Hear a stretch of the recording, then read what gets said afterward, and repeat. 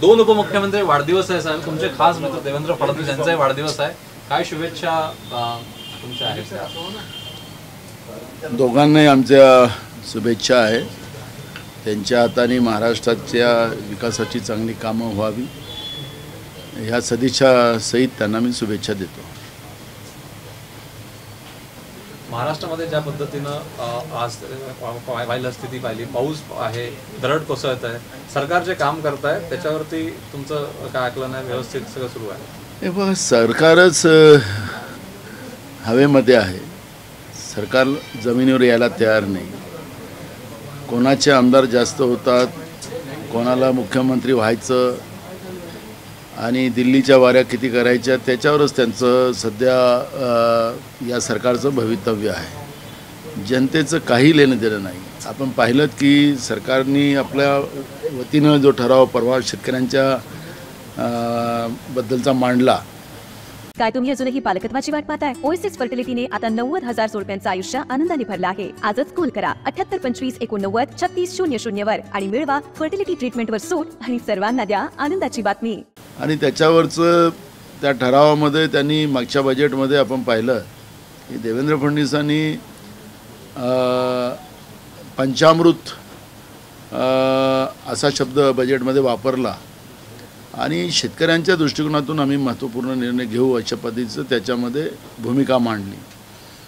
खरं तर बजेट होऊन आता आपण दुसऱ्या अधिवेशनामध्ये पावसाळी अधिवेशनात आलो. भरीव मदत शेतकऱ्यांना आम्ही करू अशा पद्धतीचं आश्वासन मुख्यमंत्र्यांनी दिलं. कधी नव्हे एवढी मदत करू. अजूनपर्यंत अवकाळी पावसाची मदत शेतकऱ्यांपर्यंत पोचली नाही. 50,000 रुपये जे प्रोत्साहनवाले होते ते पण अजून दिले नाही. त्यांनी बजेटमध्ये घोषणा केली की आमच्या सरकारमध्ये म्हणजे त्यांनी जे छत्रपती शिवाजी महाराज स्वाभिमान कर्ज मुक्ती योजना केलेली होती ती योजना 2016 ते 2019पर्यंत शेतकऱ्यांचं कर्ज ते माफ करू शकले नाहीत.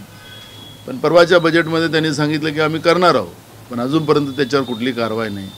शेतकरी विरोधी धोरण सर्रास या शेतकऱ्यांचं आहे. नकली बियाणं, नकली खतं, शेतकऱ्यांच्या पहिलेच अवकाळी पावसामुळे मोठ्या प्रमाणात नुकसान झालं आणि आता या पद्धतीनं सरकारकडूनच लूट आणि सरकारचं जे महामंडळ आहे महाबीज महामंडळ तिथूनच नकली बियाणाचं वाटप होणं हे खऱ्या अर्थानं शेतकऱ्यांसाठी निराशाजनक जी मानसिकता जी सरकारची असते त्याच्यातून हे स्पष्ट आपल्याला होतं आणि हे पाहिलेलं आहे. आम्ही सरकारला खूप या विषयावरचं विधानसभेत विचारलं, पण पोटतिडकीनं ते प्रश्न आम्ही शेतकऱ्यांच्या दृष्टिकोनातून, कारण की आपल्या राज्यामध्ये ज्या पद्धतीनं शेतकऱ्यांच्या आत्महत्या आता तर 10 तासाला एक शेतकऱ्याची आत्महत्याचा एव्हरेज सरकार दाखवत आहे.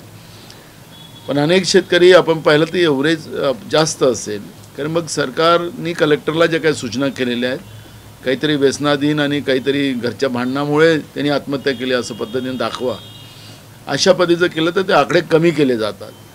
पण आखरी कोणालाही आपला जीव काही असाच आत्महत्याने गमवावं असं कोणालाही वाटत नाही. तरुण शेतकरी आत्महत्या करताना आणि महिला शेतकरी आत्महत्या करत आहे. सावित्रीबाई फुल्यांच्या महाराष्ट्रामध्ये महिला शेतकरी आत्महत्या करतात आहे. अशी भूमिका मांडूनसुद्धा सरकारने त्याच्यावर जे सकारात्मक उत्तर देऊन त्याला पूर्णत्वास कार्यान्वित करण्याच्या दृष्टिकोनातला प्रयत्न करायचा होता तो केला नाही. खत दरवाढीच्या बाबत म्हणतात सरकार की खताचे दर वाढलेच नाही, खताचे दर स्थिर आहेत. आंतरराष्ट्रीय बाजारपेठेमध्ये जे आज दर पाहिले तर त्याच्या मानानं आता खत जवळपास आता 500 आणि 600च्या दरात मिश्र खतं मिळायला पाहिजेत. पण आता ते 1300, 1400, 1500 आणि ब्लॅक मार्केटमध्ये आणि लिंक जे कृषी केंद्राच्या माध्यमातून लावली जाते आणि ते घेतल्यावरच तुम्हाला खत देऊ. त्यामुळे शेतकऱ्यांची लूट सर्रास या महाराष्ट्रामध्ये होताना आपण पाहतो आहे. म्हणून मी मगाशी म्हणालो की वाऱ्यावर शेतकरी. आता आपण नोकर भरतीवर येऊ. तरुणांच्या दृष्टिकोनातून राज्यामध्ये 2.5 लाख पदं शासकीय आणि निमशासकीय खाली आहेत. याने खाजगी कंपन्यांना त्याचा कॉन्ट्रॅक्ट दिलेला आहे. खाजगी कंपन्या सर्रास लूट करतात. राजस्थानमध्ये एकदा तुम्ही अर्ज काढला तर तुम्हाला ज्या काही नोकऱ्या असतील, वर्ग 3च्या असतील, वर्ग 4च्या असतील, वर्ग 2च्या असतील, या सगळ्या जागेला त्या एकदा अर्ज भरले की त्याला सगळी फिजिबिलिटी असते. त्याला दुसऱ्यांदा पैसे भरावं लागत नाही. पण महाराष्ट्रामध्ये आमदारांच्याच कंपन्या उघडून आणि वेगवेगळे नावं देऊन, मग पटवारी असेल, आता फॉरेस्टच्या भरत्या चालू आहेत, त्याच्या सर्रास तरुणांची लूट केली जाते आहे. आणि या पद्धतीचं हे लुटारू सरकार महाराष्ट्राच्या जनतेने पहिल्यांदा पाहिलेलं आहे. महागाई कमी करतो असं सांगितलं होतं, महागाई रोज आभाळाच्या पार होऊन गेलेली आहे आणि त्याच्यामुळे सर्वसामान्यांना जगणं या महाराष्ट्रात मुश्किल करण्याचं काम हे सरकार करते आहे आणि ते सातत्यानं आम्ही विधानसभेत मांडतो आहे. आत्ताच कालची जी दरड कोसळली रायगड जिल्ह्यामध्ये खालापूर तालुक्यात, मी स्वतः त्या ठिकाणी गेलेलो होतो आणि मी विधानसभेत ही भूमिका मांडली की माधव गाडगीळ जी समिती डॉक्टर मनमोहन सिंग साहेब जेव्हा प्रधानमंत्री होते त्यावेळेस ती कमिटी तयार केलेली होती आणि सह्याद्रीचे हे जे पर्वतरांगा जे आहेत, या पर्वतरांगामध्ये यापतीची धोके होऊ शकतात हा कयास त्या काळात बांधलेला होता. पण मग डॉक्टर मनमोहन सिंग साहेबांची सरकार गेली, डॉक्टर नरेंद्र मोदींजींचं सरकार आलं आणि माधव गाडगीळ समितीची शिफारस तिथं पेंडिंग पडलेली आहे. अगर ती त्याला दिली असती तर हे दरवर्षी मोठ्या प्रमाणात निर्दोष लोकांचा जो जीव जातो आहे तो आम्हाला थांबवता आला असता, त्याचं पुनर्वसन करता आलं असतं, त्याच्यावर उपाययोजना करता आल्या असत्या. पण लोकांचा जीव जातो आहे, निरपराध लोकांचा जीव जातो आहे. तर कालच्या घटनेमध्ये तर सगळं एक आदिवासीचं गाव 100% संपूर्ण झोपेतच ते कायम झोपी गेले. अशा पद्धतीनं महाराष्ट्राच्या नकाशातून ते गाव आता संपुष्टात आलेलं आहे. अशा पद्धतीनं एक एक गाव संपुष्टात येणं, आदिवासींवर अत्याचार होणं, अशा पद्धतीच्या भूमिका आम्ही पाहतो आहे आणि म्हणून या सरकारच्या बद्दल फार काही अपेक्षा बाळगाव्यात असं मला वाटत नाही. भाऊ, विरोधी पक्ष नेत्याबाबत अद्यापही निर्णय झाला नाही. अधिवेशनात विरोधी पक्ष नेता सरकारला धारेवर धरते, तुमच्या पक्षाचा अजून निर्णय झाला नाही. तुम्हाला आपण विधिमंडळाचं कामकाज लाईव्ह असतं, आपल्याला मागचा अनुभव आहेच आत्ता थोड्या दिवसाच्या पहिलेचा आणि आत्ता काँग्रेस महत्त्वाच्या विरोधी पक्षाच्या भूमिकेमध्ये काम करते आहे. आम्ही सरकारला रोज सळो की पळो करतो आहे, राज्याची जनता ते बघते आहे. विरोधी पक्षनेता आम्हाला आमचे जे सहकारी मित्र आहेत त्यांना सगळ्यांना विश्वासात घेऊन, कारण की कोणी काय केलं त्याच्यावर आम्हाला जायचं नाही, हायकमांडने निर्णय घेतला की सहकारी पक्षाच्या लोकांना विचारूनच त्या पद्धतीनं, कारण की वरच्याही सभागृहात आमचाच विरोधी पक्ष नेता होतो. कारण की आपल्याला मी मागच्या काळी सांगितलं की विधानमंडळामध्ये किंवा लोकसभेमध्ये विरोधी पक्षामध्ये ज्या पक्षाची जास्त संख्या असेल त्याचा विरोधी पक्ष नेता स्पीकरला, सभापतीला जाहीर करावं लागतं. तर वरच्याही सभागृहात आमचाच आहे, आमची संख्या मोठी आहे आणि खालीही पण आहे. पण आमच्या हायकमांडने निर्णय घेतला की दोन्ही आमच्या जे पक्ष आमच्यासोबत आहेत त्यांना विचारून त्या पदी करू, तेवढं म्हणून त्याला उशीर लागतो. पण जनतेच्या प्रश्नाला आणि सरकारला या सगळ्या प्रश्नावर त्यांच्याकडून उत्तर घेणं आणि ताकदीनं ते सगळे प्रश्न मांडणं हे काँग्रेस पक्ष करते आहे आणि त्या पद्धतीचं काम चाललंय.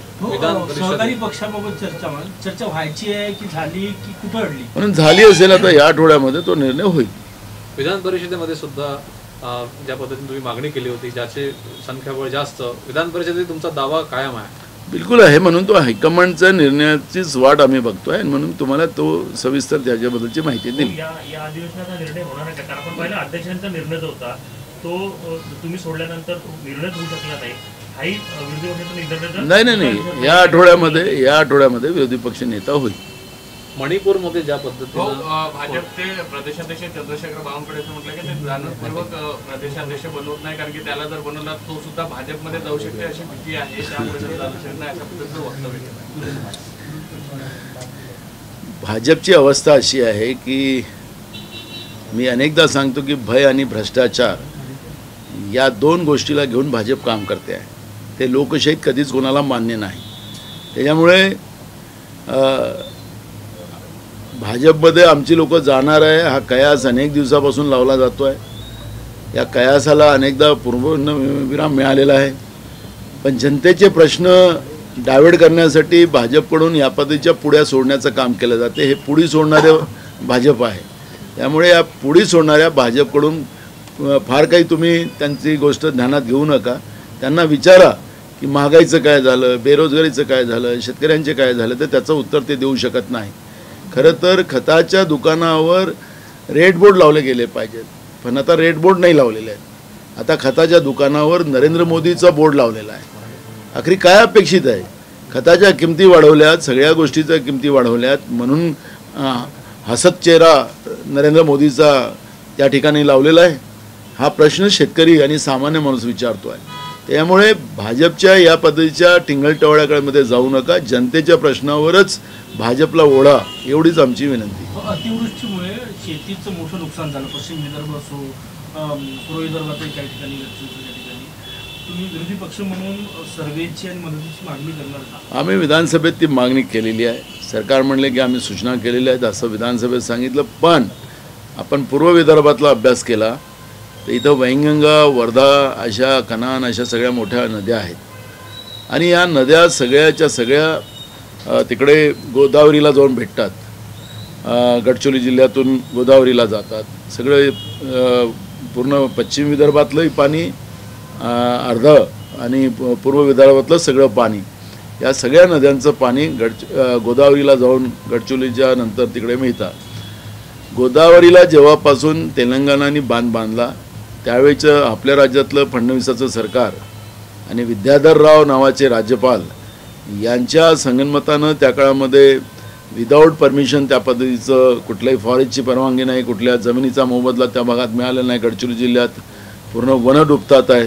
तेव्हा 2 वर्षापासून आपण पाहतो आहे. गेल्या वर्षी पण मोठ्या प्रमाणात गडचिरोली जिल्ह्यात सगळं जाम झालं. चंद्रपूरमध्ये झालं. वैनगंगेला पूर उतरत नाही.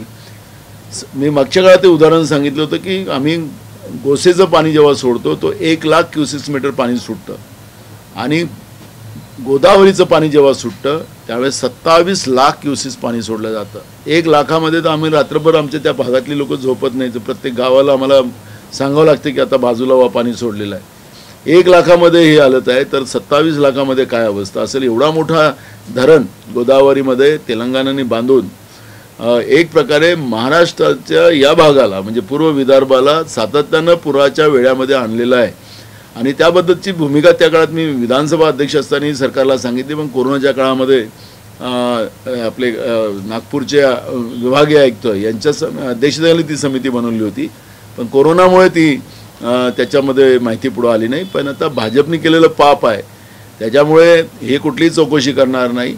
आणि सातत्यानं या तेलंगणा सरकार आणि भाजपच्या मिळून सत्तेचा दुरुपयोग करून ज्या पद्धतीनं या पूर्व विदर्भातल्या अनेक जिल्ह्याला सातत्यानं पुराच्या वेळात आणि त्याच्यामध्ये शेतकऱ्यांचं नुकसान मोठ्या प्रमाणात होईल अशा पद्धतीचं चित्र आपण पाहतो आहे.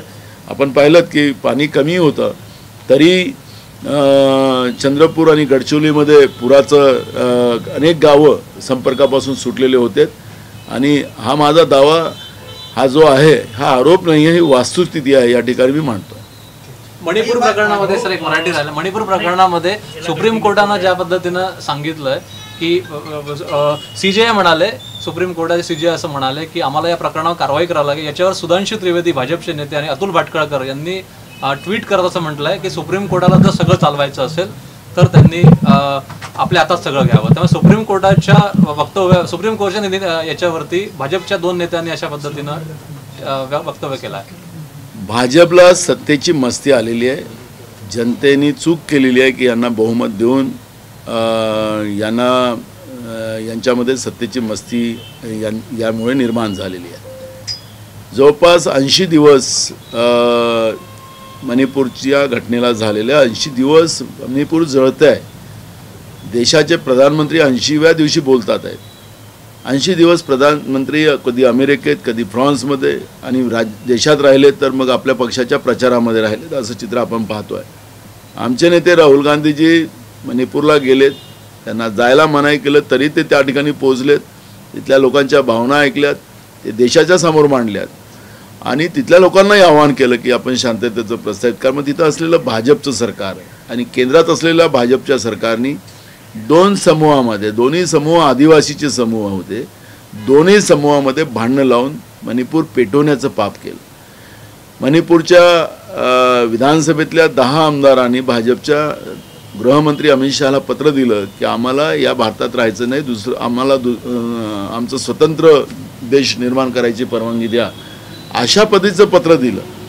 आणि मग चॅनलला त्या ठिकाणी अलाव केलं गेलं नाही, तिथली माहिती पुढं येऊ दिली गेली नाही. पण जेव्हा सोशल मीडियाच्या माध्यमातून महिलांना निवस्त्र करून त्यांच्यावर ज्या पद्धतीनं अत्याचार केला गेला, त्यांच्यावर बलात्कार केला गेला आणि हे व्हिडिओज जेव्हा सोशल मीडियाच्या माध्यमातून देशात आणि जागतिक पातळीवर गेले, त्यावेळेस सुमोटो निर्णय घेण्याचे अधिकार संविधानाने न्यायव्यवस्थेला दिलेले आहेत. आता ते चीफ ऑफ CGI आहेत आणि या CGIनी या पद्धतीनं सुमोटो निर्णय घेतला, हे संविधानाच्या आधारावर घेतलेलं आहे, व्यक्ती म्हणून चंद्रचूडजींनी नाही घेतलेलं आहे. आता हे BJP संविधानालाही मान्यता करत नाही. अशा पद्धतीचं ही जी गरमी आहे सत्तेची यांच्या मनात, ही आता जनता उतरवली. सगळं मणिपूरमुळे आपल्या देशाला कलंक लावण्याचं पाप नरेंद्र मोदींनी केलं, हे आम्ही अनेकदा सांगतो आहे. आम्ही तर परवा सांगितलं की नरेंद्र मोदींनी खरं तर थोडीशी माणुसकी असेल, थोडीशी पण असेल तर स्वतः प्रधानमंत्री पदाचा राजीनामा द्यावा, ही मागणी आम्ही काँग्रेसकडून केलेली आहे. ये है मणिपुर में जिस तरह से माहौल आता आपण पाहिलं की बच्चू कडूंनी सांगितलं की मी मंत्रिपदाचा दावा जो आहे तो सोडतो आहे. शिंदे गटामधल्या अशा अनेक आमदारांची अशी अवस्था झाली आहे की आम्हाला आता बोलता येत नाही आणि सहनही होत नाही. त्यामुळे आता अस्वस्थता जी आहे शिंदे गटामध्ये ती वाढत चालली अशी चालली. हे 3 तिघाडा काम बिघाडा होणारच आहे, म्हणून त्याच्यावर काय नाही. जनतेचे प्रश्न महत्त्वाचे आहेत. त्यांना कोणाला मलाही भेटायची की नाही भेटायची त्याचं काय घेणं देणं. त्यामुळे या सगळ्या विषयावर काँग्रेसला काही मत मांडायचं काही कारणच नाही, कारण की बिघाड होणारच आहे. मणिपुर में जिस तरह से माहौल चल रहा है तो BJP और RSS हिंदुत्व एजेंडा चलाने की बात लग रहा है आपको? देखो, हिंदुत्व, मैं भी हिंदू हूँ. हिंदुत्व ये कहता है कि इंसानियत पहली बात है. धर्म में हमारे वही सिखाया गया है. अगर भाजपा का हिंदुत्व इंसानियत ख़त्म करके हैवानियत लाना है तो वो हिंदुत्व का मैं विरोध करता हूँ. मेरा धर्म इंसानियत सिखाता है और मेरे धर्म का मुझे गर्व है. मैं हिंदू हूँ, इसका मुझे गर्व है. लेकिन मेरा धर्म हैवानियत नहीं सिखाता है, इंसानियत सिखाता है. लेकिन मेरे धर्म को बदनाम करने का काम अगर BJP कर रही हो, ये कदापि सहन नहीं होगा. उनको जवाब देना पड़ेगा. अपने वोटों के राजनीति के लिए इस तरह अगर पाप करने जा रहे हैं, हमारे हिंदू धर्म को अगर बदनाम कर रहे होंगे तो हम उसका निषेध करते हैं.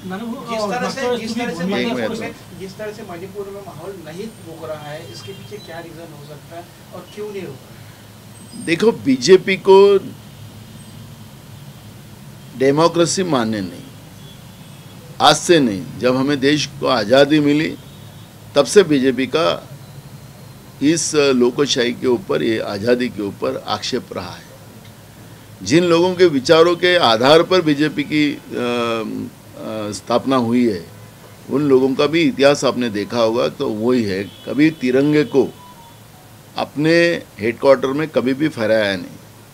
मोदी जी की सरकार आने के बाद 2 साल के बाद उनने तिरंगे को सम्मानित किया है.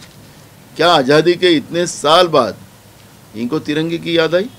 तिरंगे का क्यों विरोध किया गया? देश की आज़ादी से इनको कोई लेना देना नहीं था. ये आज़ाद भारत में रहते थे और इनकी विचारधारा वो है. और अब सत्ता के आधार पर, धर्म के आधार पर सत्ता में आए और धर्म के आधार पर सत्ता में आकर अब धर्म के लोगों को लड़ाई कर देश को तोड़ना चाहते हैं.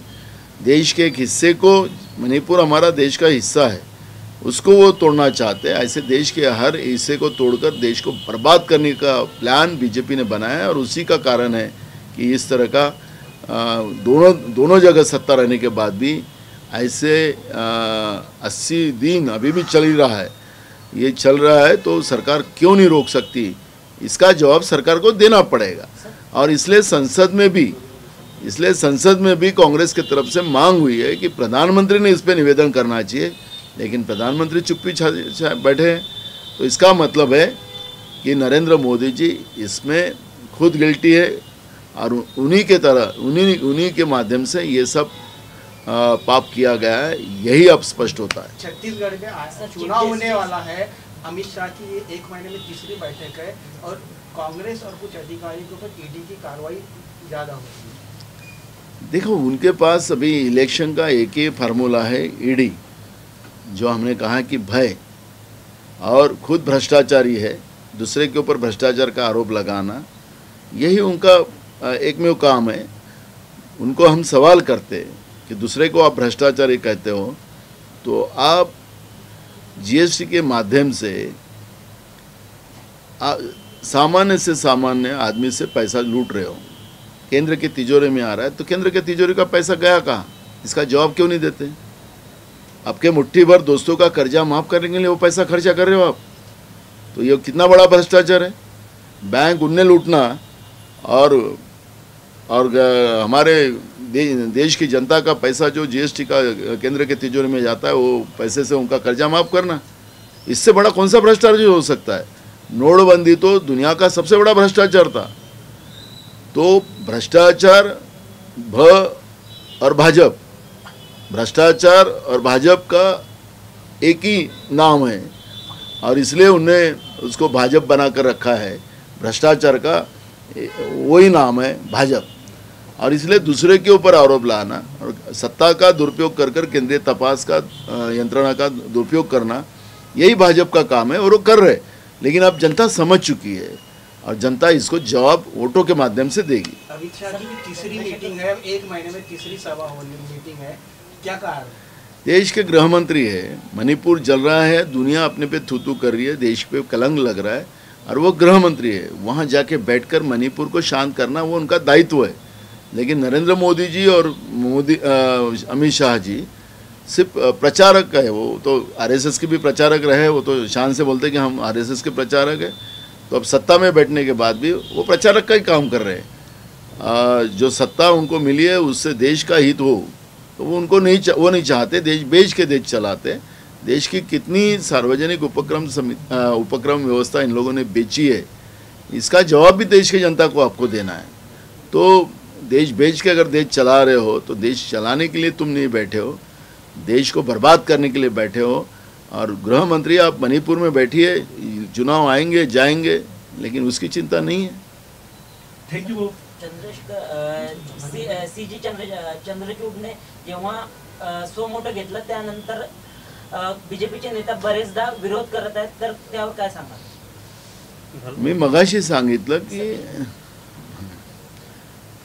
आपने देखा होगा कि जिस तरह से सीजेआई चंद्रचूड़ जी ने 80 दिन पूरा मणिपुर जल रहा है, और उसमें कोई मीडिया के माध्यम से भी वास्तविकता लोगों के सामने नहीं आ रही थी।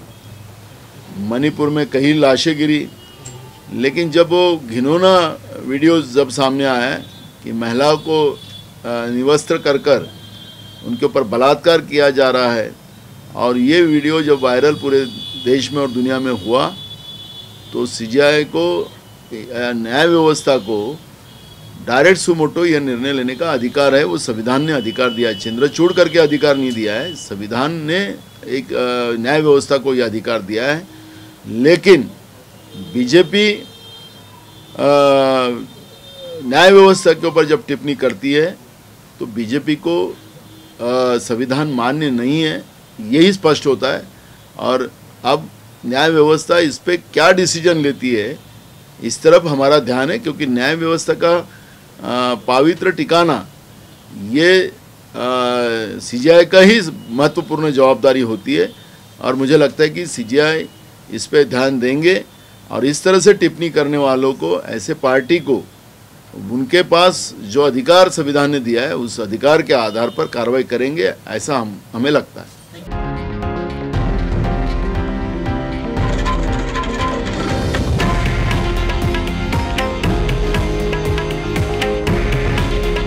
हे आहे देशातील नंबर 1 न्यूज नेटवर्क आणि आपण पाहत आहात TV9 मराठी। काळजी तुमची, हित महाराष्ट्राचं।